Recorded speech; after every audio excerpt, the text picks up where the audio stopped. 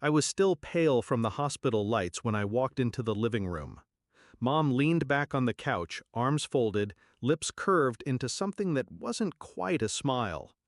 "Thanks to your ring," she said, voice dripping with pride, "your brother finally got what he deserved." I laughed. Not loud, just sharp enough to cut through her self-satisfaction. Her eyes narrowed. "What's so funny?" That was the moment her grin began to slip. The ring wasn't just jewelry, it was a promise. The only thing I had left after my fiancé died in that car accident 2 years ago. It wasn't about the $18,000, it was about the nights we planned a future, the weight of his hand covering mine, the way he whispered that he'd chosen forever. I wore it every day. Even in the hospital bed, it sat in its velvet box on the nightstand, safe. At least, I thought it was. My parents never cared much for sentiment. My brother was their golden boy. Everything bent to his whims. If he wanted something, the world rearranged itself to make it happen. I thought I was used to it, until I came home to find the box empty. The signs had been there. The nurse who told me my mother had been organizing my belongings while I slept. The way my father avoided my eyes when I asked about the safe deposit box. My brother's smug smirk when he posted pictures from his extravagant dream party. A rooftop banquet, designer suit, champagne towers glittering under the lights.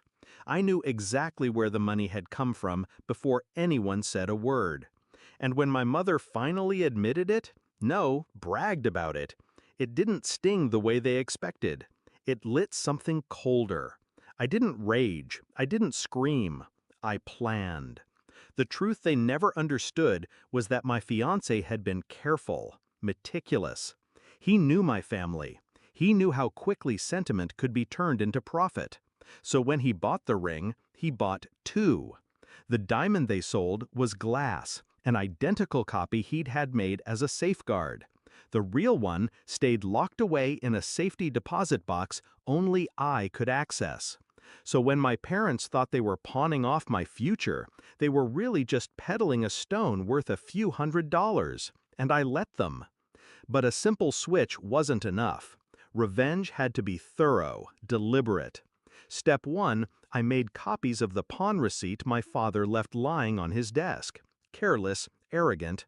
It listed the sale price. Pitiful.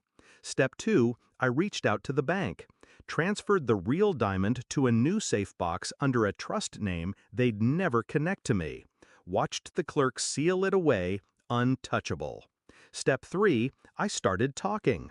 Casually at first.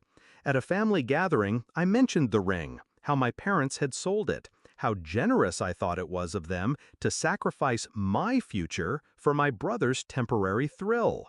The whispers spread faster than fire. Aunts, uncles, cousins, they all looked at my parents differently after that. Not with admiration, but disgust. The confrontation came a week later. Mom stormed into my room, face red, voice sharp. "Why would you tell them? Do you have any idea how humiliated we are?" I closed my book slowly, savoring the silence before I answered. "You humiliated yourselves."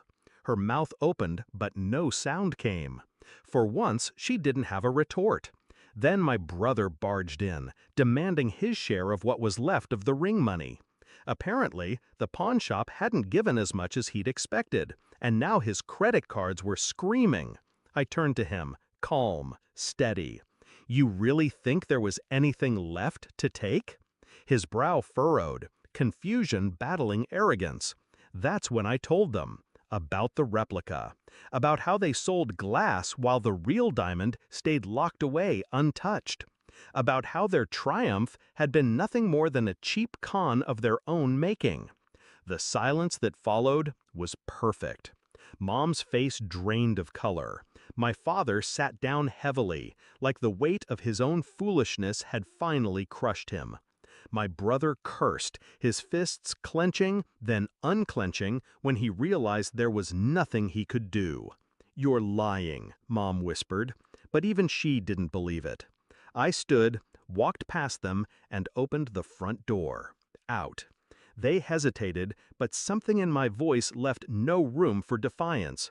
They left, their empire of manipulation crumbling behind them. Now, weeks later, the house is quiet, peaceful. The ring rests in its velvet box, safe, glowing softly in the lamplight. Not just a reminder of love lost, but of the strength I found in its shadow. Do I regret it? No. They stole, they betrayed, they revealed exactly what I'd always suspected, that their love was conditional, transactional, hollow. But I didn't just survive their betrayal, I turned it into their downfall. The brother who always got everything now drowns in debt. The parents who worshipped him now endure whispers, pity, shame. Their golden boy is tarnished. They